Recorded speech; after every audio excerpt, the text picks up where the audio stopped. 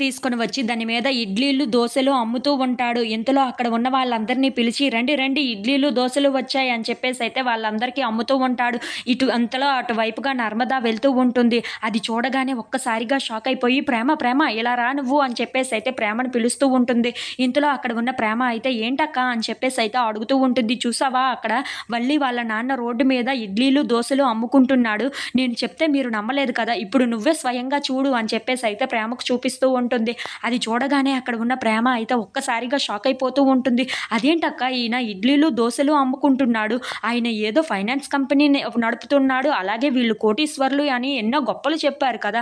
అలాంటప్పుడు వీళ్ళు రోడ్డు మీద దోసలు, ఇడ్లీలు అమ్ముకోవడం ఏంటి?" అని చెప్పేసైతే అంటూ ఉంటుంది. ఆ మాటలు వినగానే అక్కడ ఉన్న నర్మద అయితే వాళ్ళ సంగతి ఏంటో తేలుద్దాం పదా అని చెప్పేసైతే వల్లి వాళ్ళ నాన్న దగ్గరికి వెళ్తూ ఉంటారు.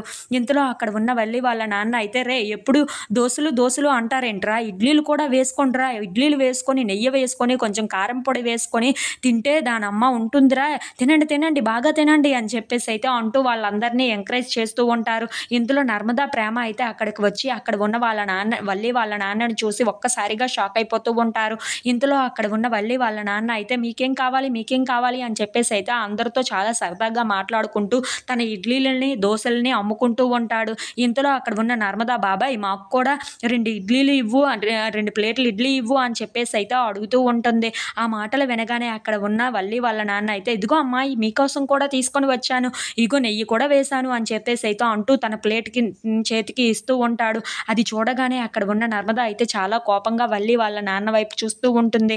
అది చూసి అక్కడ ఉన్న వల్లి వాళ్ళ నాన్న అయితే ఒక్కసారిగా షాక్ అయిపోతూ ఉంటాడు.